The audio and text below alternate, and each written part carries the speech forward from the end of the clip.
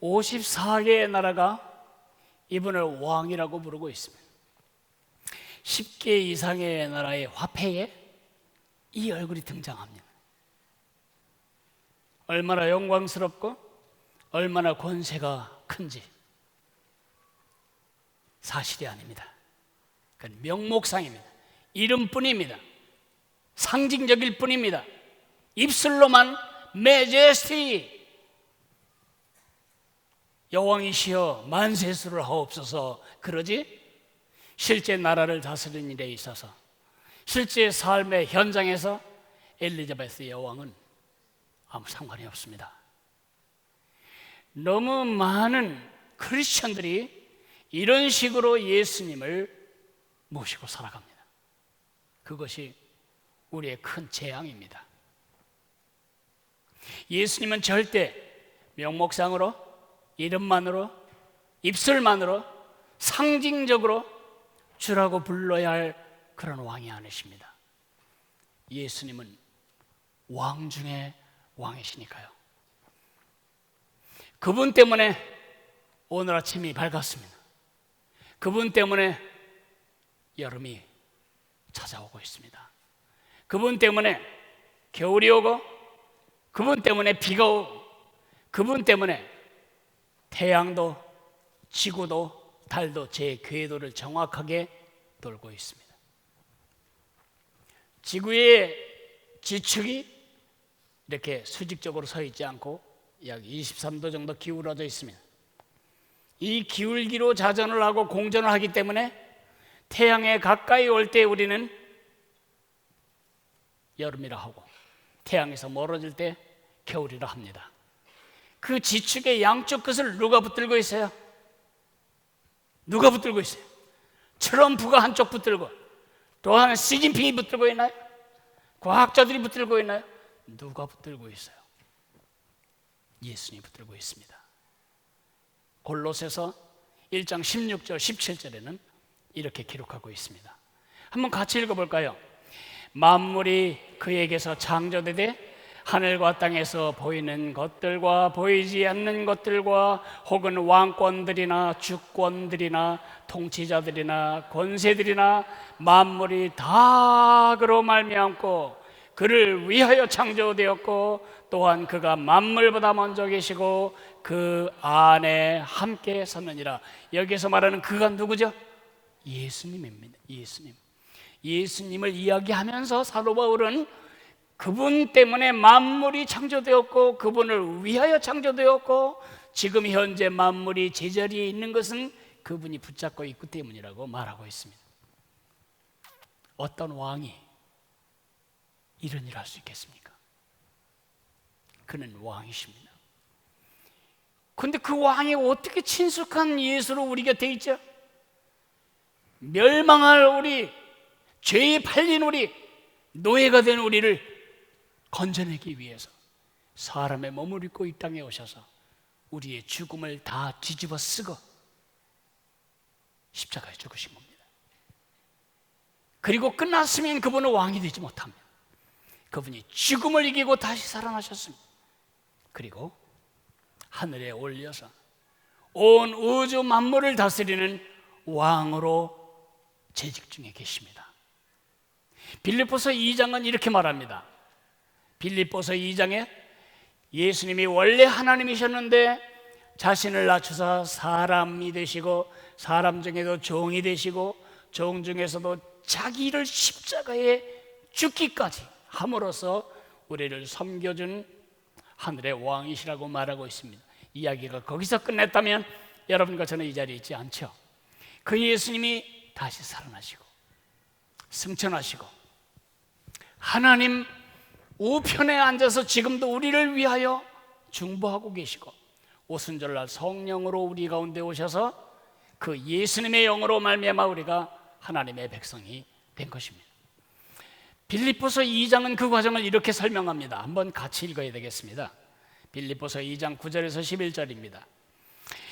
그러므로 하나님이 그를 지극히 높여 모든 이름 위에 뛰어난 이름을 주사 하늘에 있는 자들과 땅에 있는 자들과 땅 아래에 있는 자들로 모든 무릎을 예수의 이름에 꿇게 하시고 모든 입으로 예수 그리스도를 주라 시인하여 하나님 아버지께 영광을 돌리게 하셨느니라.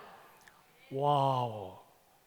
이 세상에 관절이 있는 모든 인간들이 그분 앞에 무릎을 꿇게 될 날이 온다고 말하고 있고, 입이 터진 모든 인간들마다 당신이 주님이셨군요, 왕이셨군요, 그렇게 고백하게 될 날이 반드시 오는 것입니다.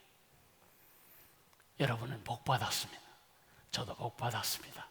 그날 심판대 앞에서 와, 예수님이 왕이신 줄 진짜 알았으면 내가 왜 안 믿었을까요? 막 이렇게 변명할 텐데 미리 그 예수님을 알고 왕으로 모시게 된 것이기 때문에 여러분과 나는 정말로 복 받은 것입니다. 여러분과 나는 이중국적자입니다. 이중국적자 그러면 우리 매국노처럼 생각하는데 저는 이중국적자가 틀림없습니다. 제 이 땅에서의 국적은 대한민국 시민입니다. 저는 자유민주주의 국가인 대한민국의 시민으로 살고 있습니다. 그러나 이것이 제 모든 정체성의 끝이 아닙니다. 저는 왕국에 속해 있습니다. 저는 민주정치가 아닌 또 다른 정치체제, 왕정정치, 신령한 왕이니까 신정정치 아래 살아가고 있습니다. 저는 그 왕을 나의 왕이라고 모시고 살아가고 있습니다. 저는 무슨 일을 하든지 그 왕 앞에 기도하며 시작합니다. 제가 하루를 시작할 때 주님 이렇게 말합니다. 제가 주님이라고 말하는 것은 예수님에 대한 상투적인 명칭을 말하는 게 아니고 나의 왕이시여, 그런 뜻입니다. 예수님이 십자가에 돌아가셨을 때요, 십자가 위에 죄패가 붙었죠. 왜 이런 죽음을 죽어야 하는가를 설명해 주는 죄패에 히브리 말로, 당시 로마의 말로 레티너죠, 그리고 그리스 말로 3개국 언어로 그 죄목을 이렇게 썼습니다. 나사렛 예수, 유대인의 왕. 유대인들이 기분이 엄청 나빠서 빌라도에게 그 앞에다 자칭이라고 하나 써주시죠. 나사렛 예수, 자칭 유대인의 왕. 아무것도 아닌 시골 나사렛 촌놈이 자기가 뭐 유대인의 왕이라고 껍적거리다가 죽은 거지, 이렇게 사람들에게 알려지기를 원한 것입니다. 빌라도가 완강히 거부합니다. 내가 쓸 것을 써서. 빌라도는 자기도 모르는 사이에 여러분과 나의 왕이신 예수님을 십자가에 전 세계가 알도록 써붙인 것입니다. 난 유대인이 아닌데 왜 내 왕이지? 아닙니다. 사도 바울은 여러 군데서 말합니다. 특별히 갈라디아서 3장 29절에 너희가 그리스도의 것이면 곧 아브라함의 자손이요 약속대로 유업을 이을 자니라. 로마서에 보면 무릇 표면적 유대인이 유대인이 아니요 오직 이면적 유대인이 유대인이며 믿음으로 구원받은 아브라함의 영적인 후손인 모든 사람들, 아주 쉬운 말로 하면 예수 믿는 크리스천들은 모두가 진짜 의미에 있어서 아브라함의 후손이고 진정한 의미에 있어서 유대인이라는 것입니다. 그러므로 혈통적으로 우리는 이방인이지만 영적인 계열로 하면 여러분과 나는 영적인 유대인입니다. 그런데 십자가에 뭐라고 써 있었다고요? 나사렛 예수, 낮은 땅에 왔지만 그는 그의 이름을 부르는 모든 택한 백성들의 왕이시다.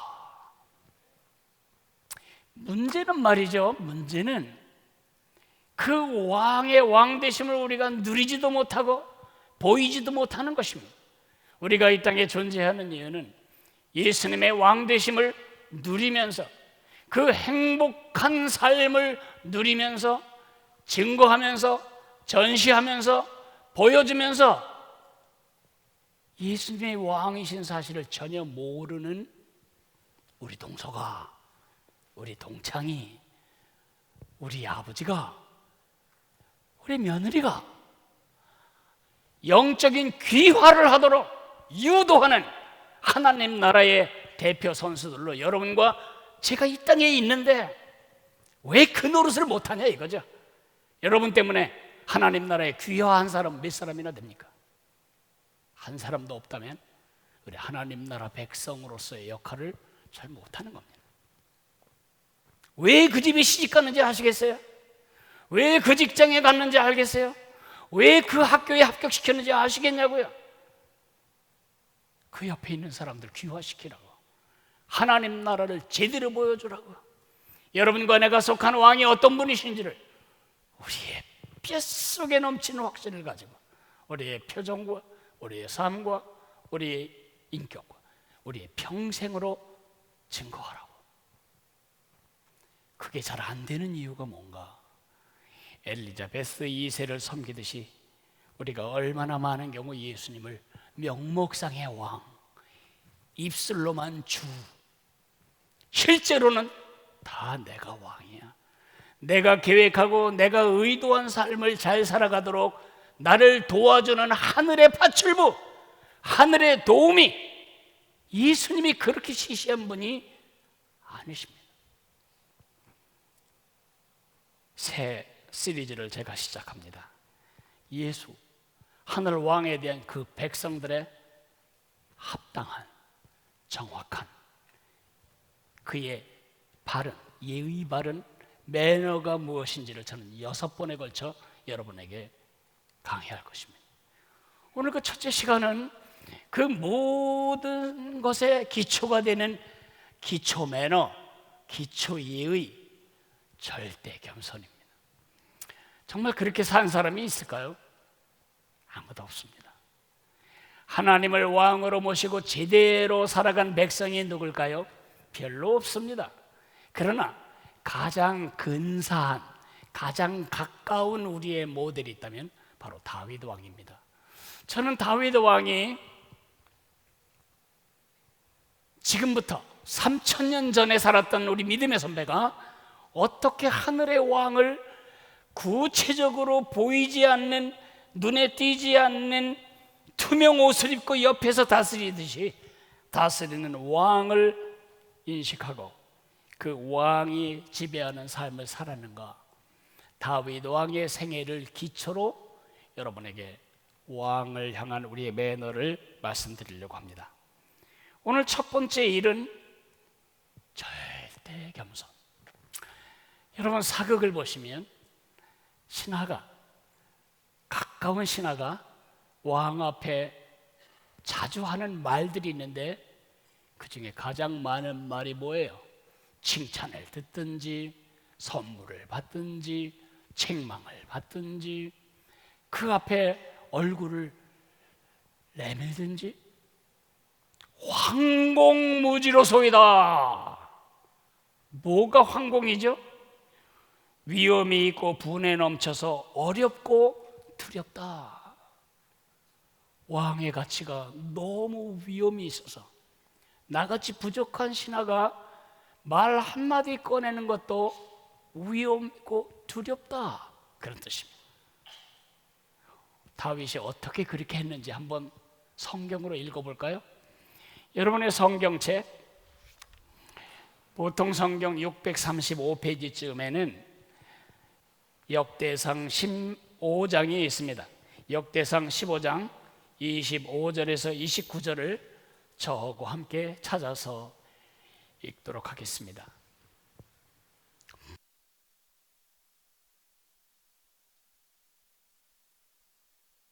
25절부터 우리가 같이 읽어 내려갑니다. 이에 다윗과 이스라엘 장로들과 천부장들이 가서 여호와의 언약궤를 즐거이 메고 오베데돔의 집에서 올라왔는데 하나님이 여호와의 언약궤를 맨 레위 사람을 도우셨으므로 무리가 숫송아지 7마리와 순양 7마리로 제사를 드렸더라. 다윗과 및 궤를 맨 레위 사람과 노래하는 자와 그의 우두머리 그나냐와 모든 노래하는 자도 다 세마포 겉옷을 입었으며 다윗은 또 에봇을 입었고 이스라엘 무리는 크게 부르며 뿔나팔과 나팔을 불며 지금을 치며 비파와 수금을 힘있게 타며 여호와의 언약궤를 메어 올렸더라. 여호와의 언약궤가 다윗 성으로 돌아올 때에 다윗이 왕이 춤추며 타월의 딸 미갈이 창으로 내다보다가 다윗 왕이 춤추며 뛰노는 것을 보고 그 마음에 업신 여겼더라. 이 장면이 여러분에게 그렇게 익숙한 장면이 아닐 수도 있기 때문에 그날의 장면으로 여러분을 모시고 가겠습니다. 다윗 왕이 7년 6개월 동안요 헤브론에서 유다 지파 한 지파의 왕으로 다스렸어요. 그런데 남쪽 북쪽을 다스리던 사울 왕이 죽으면서 북쪽에 있던 10지파가 나라를 다윗에게 가져와서 당신이 우리를 다스려 주십시오. 당신은 우리의 왕이 되도록 하나님께서 결정하신 분임을 우리가 믿습니다. 그렇게 해서 12지파 전체, 이스라엘 전체 왕의 왕이 되었습니다. 그러자 그는 이 남쪽과 북쪽을 잘 다스리려면 수도를 정중앙에 잘 모일 수 있는 곳에 두어야 되겠다. 그래서 예루살렘으로 천도, 도읍을 정합니다. 그러고 나서 그가 했던 가장 큰 프로젝트는 법궤를 예루살렘으로 옮겨오는 것이었습니다. 법궤는요 지난 60년 동안 방치되어 있었어요. 법궤에 대해서 궁금한 사람도 없고 법궤가 잘 있는지 살피는 사람도 없었죠. 블레셋에게 전쟁이 일어났을 때 이걸 메고 가면 혹시나 이길까 하여 블레셋 전장터에 가져갔다가 뺏겼잖아요. 그 법궤를 가지고 까불던 블레셋 사람들에게 하나님이 험악한 징벌을 가할 때 그들은 이 재수 없는 상자, 이 우리에게 고통을 주는 상자를 돌려보내자 그래서 이스라엘 백성들에게로 돌려보냅니다. 그때부터 기럇 여아림이라고 하는 자리에서 법궤는 60년을 머무릅니다. 왜 그랬을까요? 그 이후에 사울이 왕이 돼서 40년 동안 사울은 법궤를 찾지 않았습니다. 법궤에 대한 관심도 없었죠. 그 60년 동안이나 방치되었던 법궤를 예루살렘으로 메오기 위해 다윗은 최이상의 아이디어를 짜냅니다. 어떻게 하면 하나님이 더 영화로울까? 어떻게 하면 백성들이 그 하나님의 통치를 인식하고 느낄 수 있을까? 그래서 멋진 수레를 만듭니다. 그리고 반질반질하게 길이 난 건강한 소를 구합니다. 그리고 그 수레 앞에서 악기를 연주할 사람, 수레 옆에서 퍼레이드를 할 3만여 명의 사람들을 훈련시켜서 이제 세웁니다. 법궤가 수레 위에 얹혀졌고 터벅터벅 오다가 나곤이라는 사람의 타작마당쯤 이르렀을 때 길이 울퉁불퉁한 것도 아니었는데 소들이 뛰는 것입니다. 소들이 뛰자 수레 위에 실려있던 하나님의 언약궤가 덜커덩거리며 떨어질 위기를 맞게 됩니다. 그러자 우사라고 하는 사람이 손을 내밀어서 아이고 내가 돌보아야 되겠구만. 그 손으로 법궤를 움켜쥐고 흔들거리지 않게 고정하다가 하나님이 단번에 즉사하도록 그를 벌하셨습니다. 그러자 모든 사람들이 숨을 쉴 수가 없는 것입니다. 다윗은 너무 화가 났습니다. 하나님조차고 지금 하는 일인데 왜 하나님이 이렇게 하시는가? 화가 난 다윗은 그 법궤를 오벳 에돔이라고 하는 사람의 집에 갖다가 둡니다. 그리고 3개월 동안 곱씹습니다. 왜 그랬을까? 뭐가 잘못되었을까? 왜 하나님은 불쾌하셨을까? 내가 뭘 그릇 행하였을까? 그럴 때 깨달음이 왔어요. 하나님의 법궤는 그런 식으로 옮기면 안 되었어요. 구약의 율법에 하나님의 법궤는 가장 거룩하신 하나님이 임재하시는 좌소로서 절대로 손을 대면 안 되었어요. 1년에 한 차례 대제사장이 피를 가지고 가서 속죄소에 피를 뿌릴 뿐 손대고 문지르고 닦고 그러면 안 되는 하나님의 거룩한 임재의 상징이었죠. 그 임재의 상징인 그 법궤, 그 법궤를 옮기는 방법은 율법에 반드시 양쪽에 나와 있는 이 고리에다가 긴 작대기를 양쪽에 끼워서 제사장들이 어깨로 매게 되어 있었습니다. 장롱 옮기듯이, 금고 옮기듯이 자동차에 싣고 가면 안 되는 것이고, 그거는 반드시 어깨에 메고 가는 것이 법으로 되어 있었습니다. 그것도 아무나 손대면 안 되고, 고핫 자손이라고 하는 아론의 제사장들 중에 레위인 중에 아론 아니고 레위인 중에 고핫 자손만이 그걸 맬 수 있었어요. 그렇게 깨달음이 올 즈음에 소문이 들리기를 오벳 에돔의 집에 복이 임했다, 오벳 에돔의 집이 복을 받았다, 그런 소문을 듣자 그는 제2차 법궤 운송 프로젝트를 구상합니다. 이번에는 지난번과 달랐습니다. 하나님이 성경에서 말씀하신 그 방식 그대로 고핫 자손이 어깨에 매게 합니다. 사람들은 숨을 쉴 수가 없었습니다. 지난번에 얼마나 무서운 일이 벌어졌는지를 다 보았기 때문에 매는 사람도 보는 사람도 그것을 지켜보는 다윗도 숨을 쉴 수가 없는 긴장감으로 보는데, 몇 명의 제사장들이 법궤를 치고 일어나도 아무 일이 없는 것입니다. 안도의 한숨을 쉬었습니다. 한 발짝, 두 발짝, 세 발짝, 네 발짝, 다섯 발짝, 6걸음을 뛰었는데도 아무 일이 없는 것입니다. 그러자 그 자리에서 다윗은 손을 잡아 하나님께 감사 제사를 드리고는 이제 그 법궤를 맨 채 예루살렘까지 걸어옵니다. 다윗은 너무 기뻐서 그 법궤를 맨 제사장 앞에서 몸을 흔들며 춤을 추는 것입니다. 요즘 우리가 텔레비전에서 보는 디스코를 친 건 아니고, 사람이 흥이 날 때 왜 손이 올라가고 횡격막이 올라가고 몸이 흔들리는 그 즐거움으로 막 춤을 추는데, 누가 왕인지 누가 종의 딸인지 아무도 알 수 없는, 그렇게 해서 법궤가 옮겨지게 됩니다. 백성들을 축복하고 떡덩어리 가면서 먹으라고 선물로 주고, 이제 가슴이 충만한 다윗은 자기 가족들을 축복하기 위해 왕궁 자기 집으로 돌아왔는데, 그때 아내가 아주 심각하게 초를 칩니다.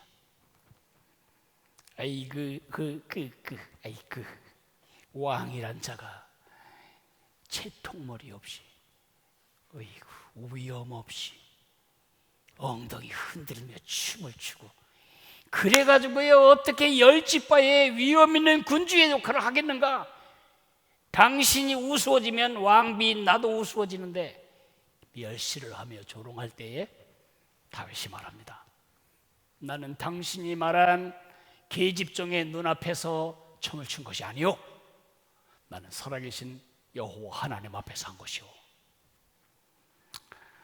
그 이야기가 역대상 15장 전체의 이야기입니다. 왕이신 하나님께 대한 다윗의 자세로부터 절대 겸손이란 어떻게 하는 것인지를 세 가지로 분석하여 배우겠습니다. 첫째로는 예수님을 왕으로 인정하는 것이 절대 겸손입니다. 예수님을 왕으로 인정해라. 왜 다윗은 그토록 절박하게 법궤를 옮겨오기를 원했죠? 이스라엘을 다스릴 진짜 왕은 여호와 하나님뿐이십니다. 그럼 난 뭐야? 나는 그 통치를 이 땅에 펴는 왕의 도구, 왕의 조력자, 왕의 조수, 왕의 세컨맨일 뿐입니다. 다윗이 법궤를 맞으러 나갈 때에 왕관을 쓰지 않았습니다. 왕관으로서 왕의 통치에 필요한 도구 하나를 가지러 간 게 아니란 뜻입니다. 진짜 왕관을 쓰시는 왕은 여호와뿐이시다. 왕복도 입지 않았어요. 평상복에다가 에봇을 하나 걸쳤죠.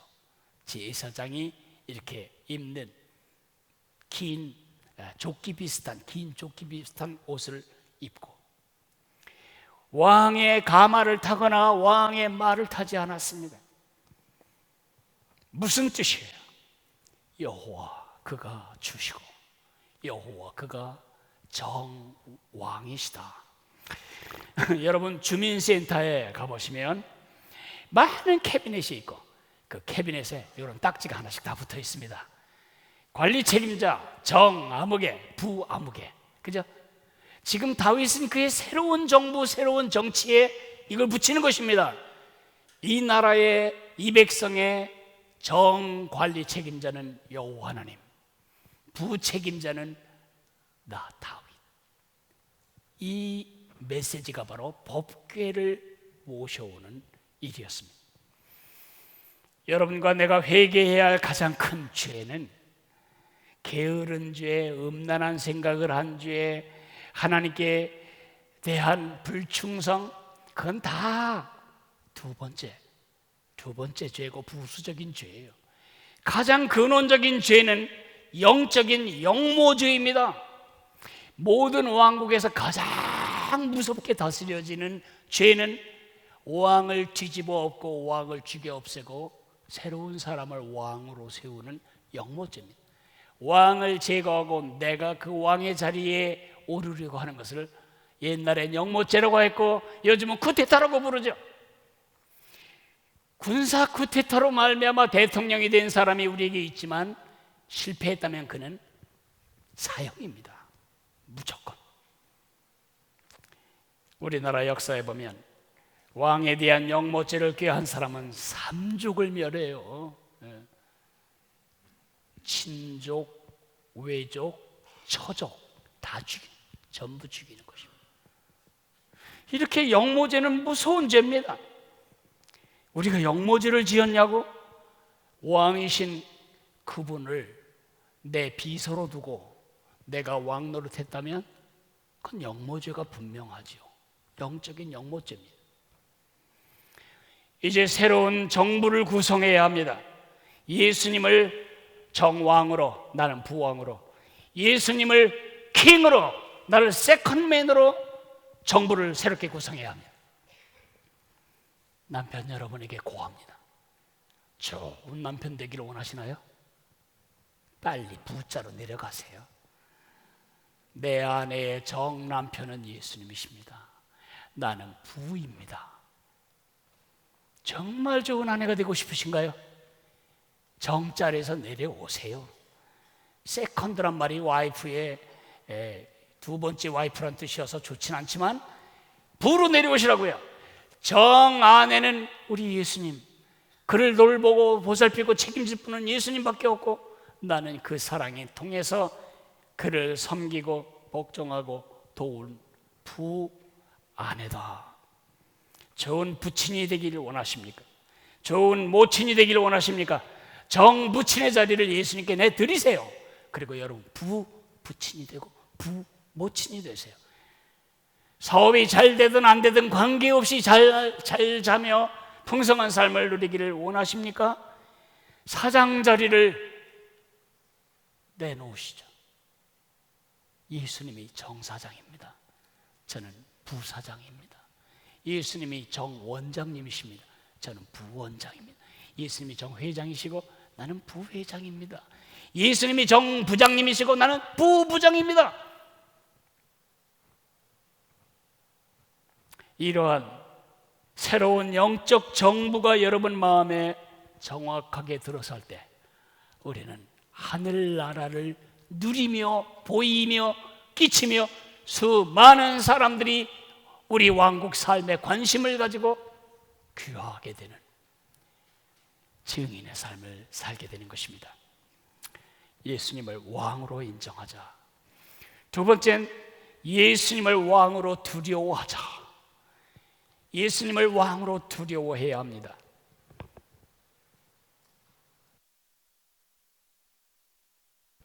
이것은 김정은 같은 독재자가 두려워서 그저 치기 싫어도 박수를 열정적으로 쳐야 하고 흔들기 싫어도 흔들어야 되는 두려움에서 비롯된 두려움을 말하는 게 아닙니다. 이건 공포를 말하는 게 아니고 우리가 누군가를 진짜 사랑하고 존경하면 마음에 어려움이 있어요. 어려움. 그렇죠? 우리 아버지하고 나하고 수십 년 같이 살아도 아버님 앞에만 서면 내 마음에 어려움이 있어요. 함부로 말해도 안 되고 함부로 까불어도 안 되는 제 마음에 경외감이 있잖아요. 그 외경감을 잃어버리면 우리는 건방 떨고 사는 것이라는 거죠. 겸손한 게 아니에요. 여러분, 다윗을 보실까요? 다윗의 첫 번째 시도의 큰 실수는 뭐였죠? 그 일을 왕께서 어떻게 행하기를 바라시는지 개의치 않고 내 생각대로 이렇게 하면 하나님이 아주 좋아하실걸? 이번에 하나님이 껍벅 놀라실 이벤트를 하나 해서 하나님을 즐겁게 해야 되겠다. No. 하나님 기뻐하지 않으셨어요. 하나님이 기뻐하는 것은 그의 방식대로, 그의 원리대로 살아가는 것입니다. 여러분, 모든 사람 중에 부자가 붙은 사람들, 부통령, 부실장, 부회장, 부총무, 부자의 지혜는 뭐냐? 정자가 붙은 사람의 권위를 인정하고 그가 악한 짓을 하거나 원리에 어긋나지 않는 일을 하는 한 그 권위를 존중하고 그 권위를 어렵게 생각하는 것입니다. 여러분이 정이신데, 정 사장님, 여러분 회사의 부사장이 여러분과 아무 상의도 하지 않고 수십억에 달하는 계약권을 자기 마음대로 사인했다. 어떻게 하시겠어요? 배 포크네 그렇게 하고 마시겠어요? 저는 잘라냅니다. 그 사람은 큰일을 한 사람이 아니고 큰일을 낼 사람입니다. 그러니까 내가 세컨맨이라면 모든 것을 퍼스트맨에게 물어야 합니다. 물어야 해요. 그러니까 부회장님, 부실장님, 부부장님, 부회장님, 작은 것이라도 다 물으세요. 이거 이렇게 생각하는데 괜찮을까요? 제게 이런 좋은 생각이 나는데 어떻게 생각하세요? 그게 지혜입니다. 그게 겸손입니다. 그게 그에 대한 예우고 예의입니다. 웃사라는 사람도 마찬가지입니다.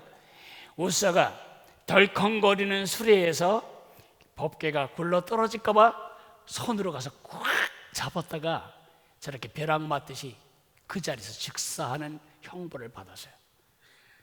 이 그림이 이해가 안 되는 거예요.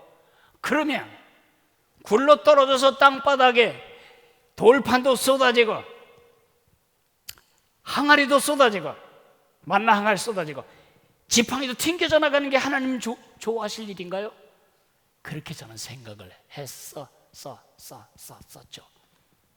사실이 아닙니다. 요나단 에드워드라는 청교도 설교자의 설명으로 저는 이해가 되었습니다. 법궤는 어떤 것이죠? 대제사장도 함부로 못 들어가요.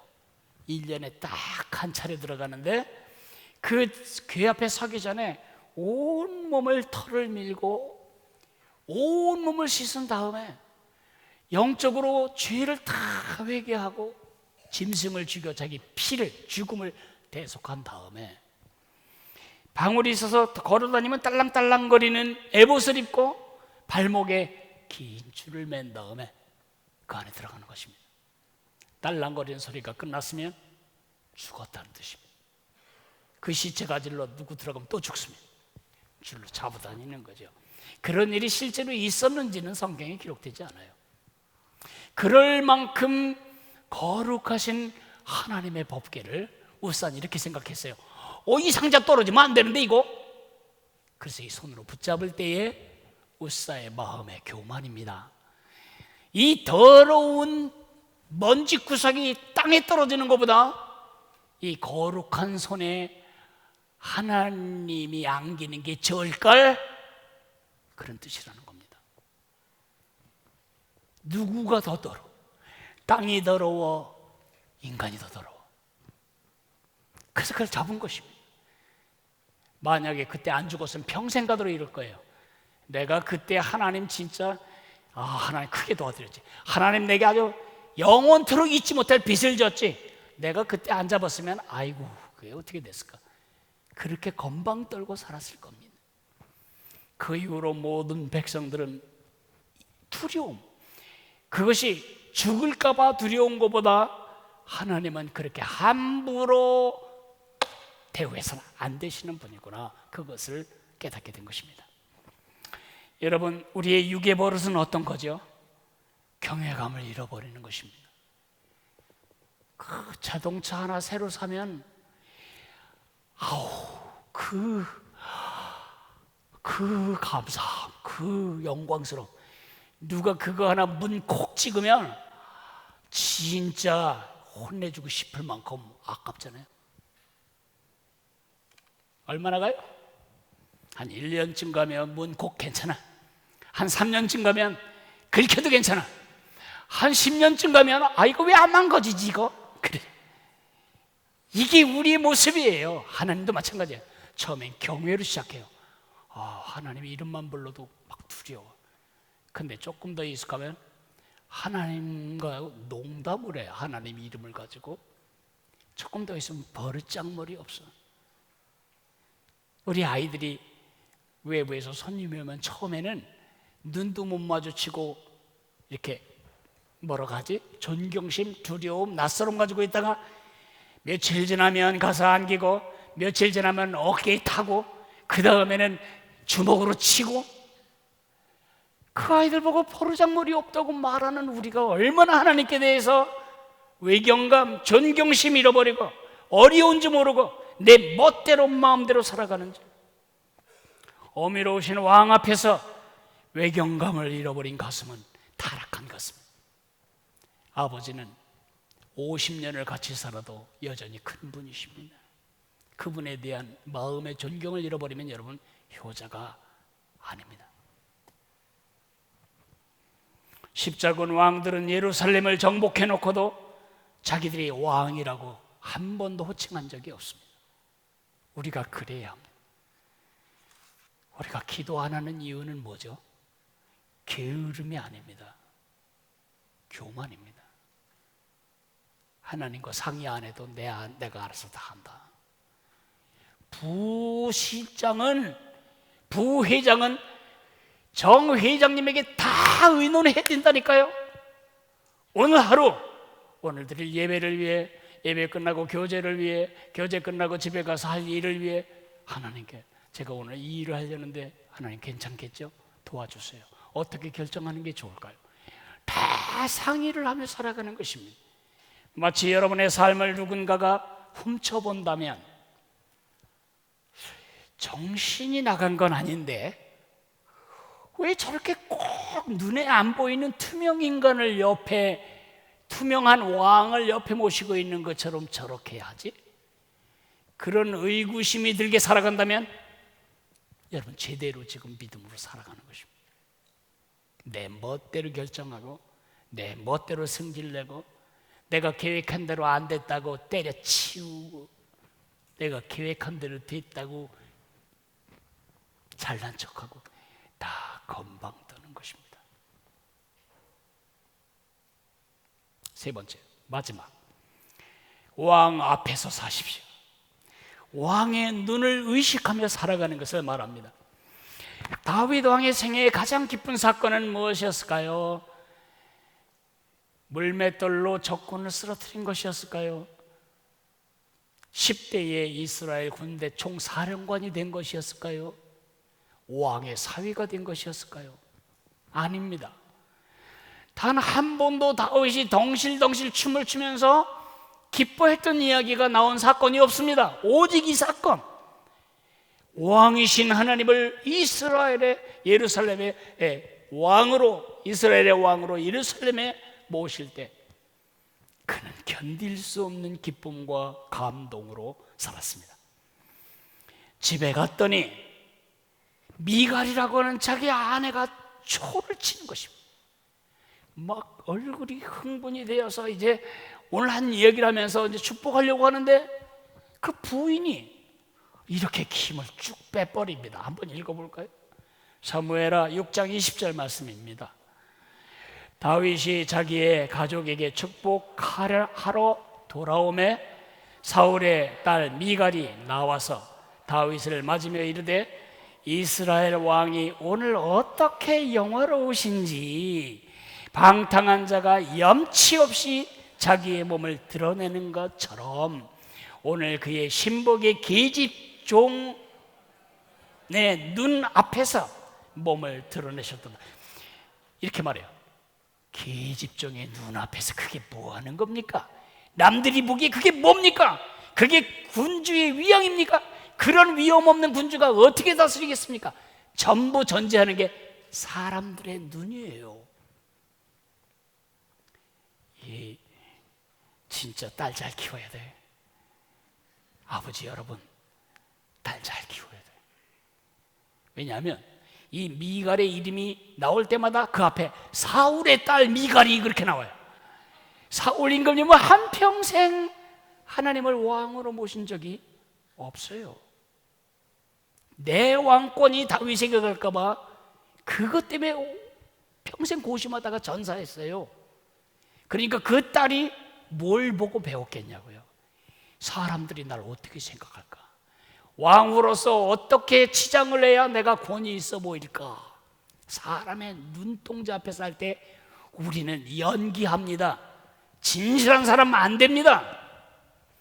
다윗은 그 조롱과 비아냥에 대해서 이렇게 대답합니다. 6장 21절 사무엘하 6장 21절을 같이 읽어봅니다. 다윗이 미갈에게 이르되 이는 여호와 앞에서 한 것이니라. 그가 내 아버지와 그의 온 집을 버리시고 나를 택하사 나를 여호와의 백성 이스라엘의 주권자로 삼으셨으니 내가 여호와 앞에서 뛰놀리라. 난 앞으로도 그렇게 할 거다. 그런데 두 번이나 반복되는 말 놓쳤을까 봐 제가 빨간색으로 칠했는데 다시 한번 읽어보실까요? 시작. 여호와 앞에서. 너는 사람 눈앞에서 그랬지만 나는 하나님의 눈동자 앞에서 지금 춤추는 거다. 너희들이 나를 뭘로 생각하는 관계없다. 그분이 왕이시고 나는 부왕이니까. 고람데오라는 말이 종교 개혁자들의 구호였습니다. 하나님 앞에서. 우리도 그래야 합니다.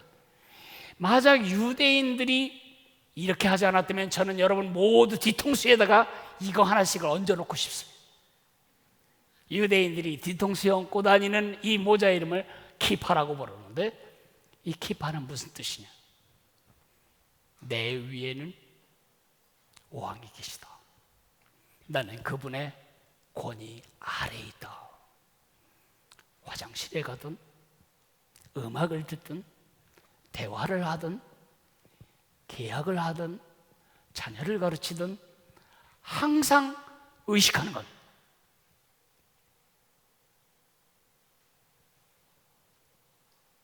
그들이 모르는 비밀을 여러분 알고 있잖아요. 그 하나님이 여러분 안에 계시잖아요. 여기다 쓸 필요가 없어요. 이 안에 그분이 계시니까 날마다 그분의 눈을 의식하며 살아갑시다. 이것은 기본 자세입니다. 말씀을 맺겠습니다. 태권도를 배우든 바이올린을 배우든 붓글씨를 배우든 수영을 배우든 가장 중요한 것은 기본 자세입니다. 하나님 백성의 축복과 특권을 누리며 살며 그것을 끼치며 살며 다른 사람을 그 축복 안으로 끌어들일 수 있는 가장 중요한 기본 자세는 절대 겸손이에요. 입으로만 주여 그리하지 말고, 주일날만 주여 그렇게 하지 말고, 매일매일 주님 나라에 서는 날까지 그분을 왕으로 인정하고 왕으로 경외하고 왕으로 의식하며 사는 지성, 감성, 의지적인 반응, 그 겸손한 반응, 그 반응으로 살아가시기를 주의 이름으로 축복합니다. 우리 다 같이 일어날까요?